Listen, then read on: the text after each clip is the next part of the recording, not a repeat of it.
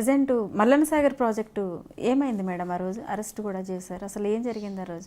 మల్లన్న సాగర్ అంటే వాళ్ళ నియోజకవర్గంలోనే ఉంది కదా, అది అందరు అక్కడ వాళ్ళందరూ లోకల్గా వ్యతిరేకిస్తున్నారు. అంత పెద్ద రిజర్వాయర్ అవసరం లేదంటున్నారు. ఓకే, అంటే ఈరోజు ఒక ప్రతిష్ట కోసం పోతున్నారా వీళ్ళు, లేకపోతే మేము చేశామని గొప్ప చెప్పుకోవడానికి అంత పెద్ద రిజర్వాయర్ కోసం పోతున్నారా? అవసరం లేదు అని ఎంతో మంది టెక్నికల్గా ఉన్నటువంటి ఇంజనీర్ చెప్పిన తర్వాత కూడా అంత పట్టుదలతోనే నేను చేసే తీరుతామనేటటువంటి ఉండాల్సినటువంటి అవసరం లేదు. అంటే వాళ్ళు అనుకున్నదే చేయడం తప్ప ప్రజల గురించి మాకు అవసరం లేదు, ప్రజల యొక్క ఆకాంక్ష ముఖ్యం కాదు, మా ఆకాంక్షనే ముఖ్యమైన ధోరణిలో ఈరోజు ప్రభుత్వం ధోరణి ఉంది. అక్కడ భూ నిర్వాసితుల పరిస్థితి ఏంటంటారు? ఇప్పటికీ వాళ్ళు పోరాటం చేస్తున్నారు కదా, కోర్టుకి వెళ్ళారు. కోర్టుకి వెళ్తే ఏమంటున్నారు, కాంగ్రెస్ పార్టీ వాళ్ళు వేశారంటున్నాడు. కాంగ్రెస్ పార్టీ వాళ్ళు చేయిస్తున్నారని మాట్లాడతాడు. కాంగ్రెస్ పార్టీ ప్రభుత్వం చేస్తున్న ప్రాజెక్ట్ అడ్డుకుంటుందని అంటున్నారు. ఇదంతా అభియోగాలు మోపుతున్నారు తప్ప వాస్తవాలు ప్రజలకు తెలియనియడం లేదు. అంటే వాళ్ళకి మేము ఇంత కంపెన్సేషన్ ఇస్తామని అంటే వాళ్ళని ఒప్పించాలి, ప్రభుత్వం బాధ్యత. మా వాళ్ళు ఒప్పుకున్నారు అంటున్నారు. మేము వద్దంటే ఇప్పుడు మీకు సపోజ్ మీకు సాటిస్ఫై అవుతే మేము చెప్తే మీరు వింటారా? వినము. ఒకవేళ ఒక ఫార్మర్ని మీరు గవర్నమెంట్ సాటిస్ఫై చేస్తే ఎవరు చెప్పినా వాళ్ళు వింటారా? కన్సెంట్ వాళ్ళు సైన్ చేశారు, ఒప్పుకున్నారు కాబట్టి చేస్తున్నాము అని ఎందుకు వెనక్కిపోయారు? మరి వాళ్ళు ఒప్పుకున్నారు చేసే కాంగ్రెస్ ప్రభుత్వం వాళ్ళు బెదిరించి వాళ్ళు కేసులు వేయిస్తున్నారు. ఇవన్నీ ఏమంటారు, అదే ఆడలేకుండా మధ్యలో ఓడినట్టు ఇది అంటారు. వీళ్ళు చేయలేక కాంగ్రెస్ పార్టీ మీద అభియోగాలు మోపుతున్నారు. వాళ్ళు ప్రజలను రైతులని మెప్పించలేక ప్రజలను ఒప్పించలేక ఈరోజు ఏముంది, రైతులను అడిగినట్టుగా ఒక ప్రాజెక్టులో పోతున్నప్పుడు వాళ్ళు శాశ్వతంగా కోల్పోతున్నారు. వాళ్ళ ల్యాండ్స్ని కోల్పోతున్నప్పుడు ప్రాజెక్టు కాస్ట్ని 1000 కోట్లకు పెంచినప్పుడు రైతులకి నష్టపరిహారం ఎందుకు పెంచరు? మీరు వాళ్ళకి ఇచ్చే కంపెన్సేషన్ ఎందుకు పెంచకూడదు?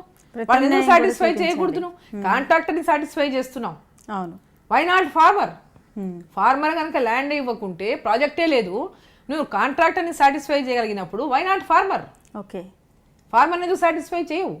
మాట్లాడితే కాంగ్రెస్ ప్రభుత్వం అప్పుడు ఇంత డబ్బులు ఇచ్చిందా, అప్పుడు ఇంతే ఇచ్చింది, అంతే ఇచ్చింది. ఫర్ ఎగ్జాంపుల్ నేను చెప్తాను, నా నియోజకవర్గంలో నెట్టెంపాడు ప్రాజెక్టు శాంక్షన్ అయినప్పుడు మా ఏరియాలో ల్యాండ్ విలువ చాలా తక్కువ, ఎందుకంటే అదంతా డ్రై ఏరియా. ఓకే, వర్షాభావాలు ఎక్కువ ఉండేటటువంటి ఏరియా, వర్షాలు ఎక్కువ కురువైనటువంటి ఏరియా, కరువులకు పెద్ద ఎత్తున నిలయమైనటువంటి ఏరియా మా జిల్లా. అయితే మా జిల్లాలో మా ప్రాంతంలో ల్యాండ్ వాల్యూస్ 5,000, 6,000, మ్యాక్సిమం 10,000 ఎకరా ఉండేది. ఓకే, మంచి ఏరియాలలో 30,000 ఎకరా ఉండేది.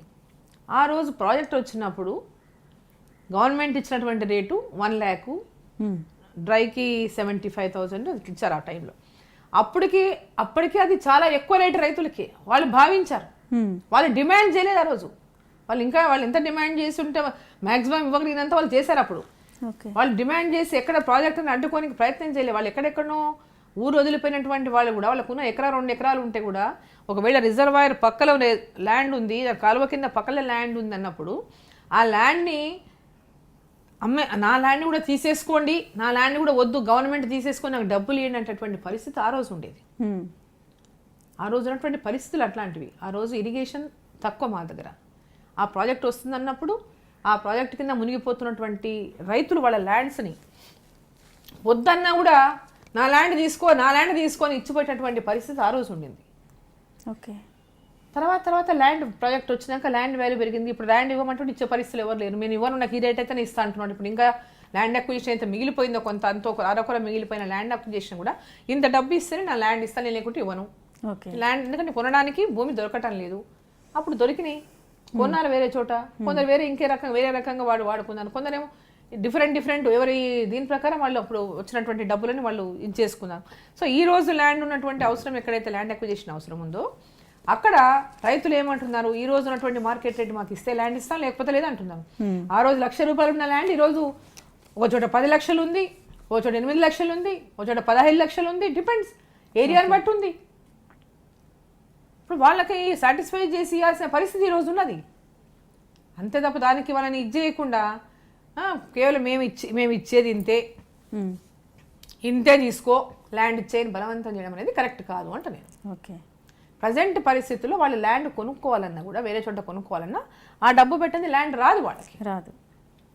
సో ఆ పరిస్థితులను గమనించి ఆ రైతులకు మేలు చేయండి. కాంట్రాక్టర్లకు ఎస్టిమేషన్స్ పెరిగినాయి, ఎవ్రీ ఇయర్ సిమెంట్ రేటు పెరిగిందనో లేకపోతే ఎవ్రీ ఇయర్ ఇది స్టీల్ రేటు పెరిగిందనో వాళ్ళకి పెంచుతున్నాం కదా.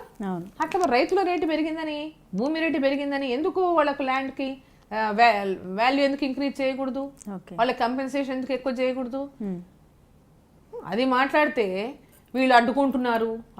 అసెంబ్లీలో మాట్లాడారా మేడం దీని మీద? మాట్లాడారు కదా. మరి భూసేకరణ బిల్లు పెట్టినప్పుడు దాన్ని ఎందుకు అడ్డుకోలేదు మరి మీరు? 21/2017 బిల్లు, భూసేకరణ బిల్లు పెట్టినప్పుడు బిల్లు పాస్ అయిపోయింది కదా, మెజారిటీ ఉంది, పాస్ చేసుకున్నారు వాళ్ళు. ఓకే. వాళ్ళ ప్రతిపక్షం గట్టిగా ఉండి మాట్లాడారు, గట్టిగా ప్రశ్నించాము. 2013 భూసేకరణ బిల్లు ఏదైతే యూపీఏ గవర్నమెంట్ లో కేంద్ర ప్రభుత్వం ఉంది దాన్ని ఇంప్లిమెంట్ చేయాలని మా డిమాండ్. ఫస్ట్ నుంచి కూడా మా డిమాండ్ అదే. అవును.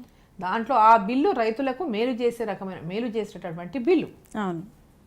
ఆ బిల్లునే ఇంప్లిమెంట్, అదే సేమ్ ఆ చట్టాన్నే ఇంప్లిమెంట్ చేయండి అని చెప్పి మేము డిమాండ్ చేసినాం. సో ప్రభుత్వం దానికి కొన్ని సవరణలు తీసుకొచ్చింది, రకరకాల సవరణలు తీసుకొచ్చి వాళ్ళు అనుకున్నట్టుగానే జరగాలంటే దీనిలో కొన్ని సవరణలు తీసుకొచ్చి సవరణలు చేసే టైం చర్చలో మీరు లేరు. సవరణలకు మేము వ్యతిరేకించాం, అసెంబ్లీలో చెప్పాము ఈ సవరణలు కరెక్ట్ కాదు, మీరు చేసే సవరణలు అనేది చట్టం రూపంగా కూడా తప్పు అని. ఓకే. తర్వాత అదే తేలింది కూడా. దాన్ని మళ్ళీ ఇంకో రకంగా చేసుకొని వచ్చి వాళ్ళు ఏదైతేనేమి తమ అనుకున్నట్టుగా జరగాలనేటటువంటిది ఈ ప్రభుత్వంలో ఉన్నటువంటి వాళ్ళకు ప్రజల పక్షాన కానీ ప్రతిపక్షాలు కానీ అఖిలపక్షం కానీ అన్ని పక్షాల నుంచి ప్రజలకు మేలు చేయాలనేటటువంటి ఆలోచన లేదు. వాళ్ళకి ఏకచిత్రాధిపత్యంగా మేము అనుకున్నదే జరగాలి, మేము అనుకున్నట్టుగానే నడవాలి, ఇంకొకరు చెప్పేది ఏంటి మాకు అనే ధోరణిలో పోతా ఉన్నారు కాబట్టి సమస్యలు. అంతే తప్ప ఎవరు కూడా ప్రాజెక్టులు అడ్డుకోవటం లేదు, ఎవరు ప్రాజెక్టులు అడ్డుకోవాలనే ధ్యేయం ఎవరికీ లేదు. ఓకే.